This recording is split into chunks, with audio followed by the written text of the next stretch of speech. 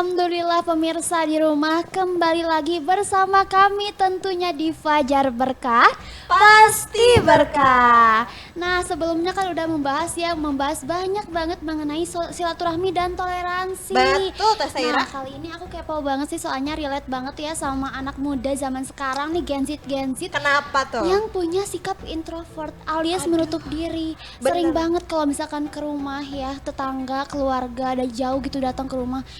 Akunya malah sibuk ngurung di kamar. Itu Aduh gimana Pak serius Teh Ustadz? Saira. Soalnya Iya. Kinan juga biasanya kalau ada yang ngebel padahal tukang paket gitu ya Iya. Kinan malah lari. Takut diem di Kenapa kamar. ya? Gimana nih Pak Ustadz? Gimana nih Pak Ustadz caranya agar kita tuh saling mungkin Iya. terbuka. Padahal kan saling, kita mau ini ya silaturahmi aja gitu. gitu. Tapi masih aja kayak takut gitu. Gimana Pak Ustadz? Introvert itu kan kepribadiannya. Sebenarnya itu agak sulit. Agak sulit Tapi ya. Harus dari dianya sendiri iya ya Pak betul. Ustadz. Tapi mungkin kalau bagaimana untuk menjalin hubungan silaturahmi. Pertama mungkin walaupun introvert mungkin kalau zaman sekarang kan punya media. Iya. Setidaknya kita bisa berhubungan dengan media. Berkomunikasi, jadi tetap harus menjalin hubungan dengan komunikasi. Minimal kita coba see you hello lah setiap pagi atau sehari sekali. Memang harus sabar. Harus sabar. Sabar, menjalin hubungan. Jadi membuka hubungan komunikasi. Kalau kitanya datang, dia tidak keluar, kita lalu pulang lagi, dan sampai situ kita, udah aja biarin, maka tidak akan terbuka. Tapi kalau kita datang, dia tidak keluar karena keadaan seperti itu, maka kita bisa mencoba berhubungan dengan cara lain, misalkan dengan cara di WA, dengan cara di japri lah itu ya, telepon. Betul. Buka komunikasi. Kemudian kita juga mungkin perlu kesabaran, perlu proses waktu yang tidak sebentar mungkin ya untuk berbahasa seseorang itu. Karena yang namanya introvert kan orangnya berdiam diri ya. Betul, menutup Berdiam banget diri. ya. Ya, tidak bisa menghubungi siapa-siapa. Artinya dia tidak terbuka orangnya. Nah, kita mungkin perlu waktu untuk bisa berkomunikasi dengan dia. Artinya kita perlu selalu sabar. Kita juga harus yang memulai untuk membuka. Jadi usahakan satu kita yang memulai, yang kedua bersabar, yang ketiga ya kita harus istiqomah lah. Artinya istiqomah gitu, istiqomah itu dalam arti tidak bosan, kita terus menghubungi beliau, menghubungi. Jadi perlihatkan niat baik kita, insya Allah akan ada hasilnya lah. Cuma mungkin harus ada sabar saja waktunya. Betul. Jadi tetap intinya mah harus ya silaturahmi mah meski kita memang individu tapi sangat introvert gitu kan, tapi tetap silaturahmi itu harus dijaga. Tadi kalau misalkan malu bertemu orang harus lewat bisa WhatsApp, Betul, media video sosial, call. betul banyak. Dan itu juga masalah waktu katanya. Iya, Kalau benar. misalkan punya temen nih introvert diajak aja, Betul. dirangkul, dibaik-baikin. Seperti itu nih Teh Kinan, jangan introvert Iya. lagi ah. Aduh, ini kayaknya Kinan masih harus banyak belajar ya karena akhirnya mah itu memang dari diri sendiri ya, harus ada kemauannya juga dan harus ada kesadaran dari diri sendiri. Nah, ini Kinan juga penasaran nih Teh Seira, Kenapa karena tuh? kalau misalkan bahas tentang toleransi itu kan mentoleransi gitu, toleran. Nah, cuman kadang-kadang kita nggak tahu aturan, kadang-kadang Iya. hal-hal yang harusnya tidak kita lakukan itu malah kita lakukan dengan atas nama toleransi, kayak misalkan yang melanggar-langgar agama gitu Pak. Tapi ya karena toleransi jadi ya udah dilakukan aja. Itu kira-kira di Islam tuh ada nggak sih aturan-aturan dalam toleransi? Ada bentuknya ya. Tadi kan contoh Rasulullah itu tadi gitu. Ada batasannya. Kita mentoleransi agama tentu dengan tidak melibatkan diri tadi dengan agama orang lain. Cukup dengan menghormati saja batasannya. Kita dengan menghormati pun itu sudah toleransi sebenarnya. Karena yang namanya toleransi itu menghormati, menghargai yang berbeda dengan kita. Tidak memaksakan kehendak kita. Coba kalau seandainya gini, jangankan yang beragama lah. Teh Kinan nanti saya berbeda selera misalkan ya.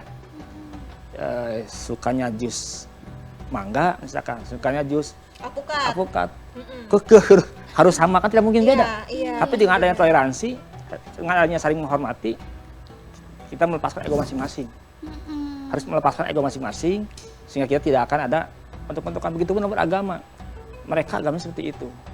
Kita seperti ini, tidak perlu kita memaksakan kehendak kita. Tidak perlu kita memaksakan keinginan kita. Maka Betul. hormati mereka. Cukup sampai situ saja dengan tidak memaksakan kehendak dan menghargai ajaran mereka. Itu seperti itu. Betul. Jadi tetap ya silaturahmi dan toleransi itu ada batasannya ya. Ada batasannya. Cukup sampai menghargai aja kalau misalkan memang beda pendapat ataupun beda keyakinan ya Pak Betul. Ustadz. Karena kalau maksa juga udah nggak bisa ya Pak Ustadz Nggak ya. bisa. Kan egonya juga ada ego ya. Tadi itu Tinggi. dalam hal kecil aja seperti makanan, kita maksa kan tidak enak dipaksa Iya ya. nggak enak, Betul. nggak enak. Heeh. Harus alpukat, saya kan nggak suka. Iya. Masa harus dipaksa gitu kan ya? Betul. Harus nggak bisa gitu. Apalagi agama kamu harus pokoknya harus sholat. Saya kan bukan orang Islam. Iya. Masa saya harus sholat gitu kan? Tentunya ada batas-batasannya. Artinya dalam Islam itu ajaran Islam hanya bisa dijalankan oleh orang Muslim, oleh orang Islam. Ajaran mereka pun sama Ada ajarannya lagi. ajarannya. Jadi kita menghormati Tuhan mereka dan ajaran mereka, dan mereka pun harus menghormati ajaran kita, Tuhan kita. Seperti itu. Betul. Nah, Pak Ustadz ngomongin soal silaturahmi dan toleransi mungkin ya. Ada mungkin beberapa oknum atau organisasi besar yang mungkin memanfaatkan bentuk silaturahmi karena kepentingan pribadi atau kepentingan mereka. Seperti contohnya mereka ini mau nyalek gitu Pak Ustadz. Tapi cuman kali iya, ini gitu mereka benar. silaturahmi tiba-tiba padahal nggak kenal datang ke rumah. Terus nanti hilang "Halo, lagi." Iya, halo perkenalkan saya begini-begini. Wah kamu agamanya ini, dia toleransinya baik, silaturahminya baik. Tapi cuman memang untuk apa ya, citra diri mereka saja gitu sendiri. Itu kira-kira bagaimana Pak Ustadz? Apakah memang bisa disebut sebagai toleransi atau silaturahmi atau bagaimana nih? Mungkin itu kan toleransi ya. Kalau itu Bukan mah silaturahmi aja. Silaturahmi aja. Benar. Cuma benar. mungkin silaturahminya dibilangnya musiman. Musiman ya. Musiman. Siapa nih yang Nah, musiman? kita sebagai orang yang datang nih ya, kembali ke yang saya katakan di awal, Mm-mm. tetap menghormati. Harus membuka ya, Menghormati, welcome. buka diri silahkan. Tidak memusuhi, karena tidak diajarkan oleh Rasul. Ya mereka datang memang tahun setahunan kepada kita, ya terima saja, silahkan aja datang. Cuma kan mungkin sampai di situ putus toleransinya, silaturahminya. Mm-mm. Hari ini dia kenal dengan kita, besok tidak kenal lagi. Mm-mm. Jadi hasilnya yang tidak baik. Silaturahmi yang kita terima tapi mungkin tidak menghasilkan sesuatu yang berkah. Kenapa? Karena yang kalau silaturahmi itu kan harus menghasilkan yang berkah. Mm-mm. Artinya gini, kalau kita berhubungan dengan seorang, silaturahmi itu bersifatnya panjang usianya, kita kan jadi berkah. Betul. Kemanapun minyak saudara. Makanya Rasulullah itu menjadikan silaturahmi ini sebagai sebagai ciri orang yang beriman. Mm-mm. Jadi kata Rasulullah apa? Man kana yu'minu billahi wal yaumil akhir, barang siapa yang beriman kepada Allah Mm-mm. dan kepada hari akhir, fal yasil rahimah, maka bersilaturahim. Bersilaturahmi. Jadi mengikat satu rahim gitu. Jadi kalau mereka datang seperti itu ya kita welcome saja, biarkan Tetap saja. harus welcome ya, harus Ah. bersangka baik Iya. mungkin ya Pak Ustadz. Apalagi kan zaman sekarang ada aja gitu yang buat percitraan gitu ya. Betul. Silaturahmi, toleransi. Nah Pak Ustadz gimana kalau misalkan memang orangnya tuh sangat baik, sangat taat gitu. Dia tuh kelihatan banget ahli agama, rajin gitu. Tapi nggak mau bersilaturahmi dengan tetangganya, dengan temannya, dengan kerabatnya. Karena mungkin dia menganggap dirinya, wah ada saya mah ahli agama, beda level sama kalian. Aduh, Nah kira-kira itu gimana bagaimana Pak Ustadz?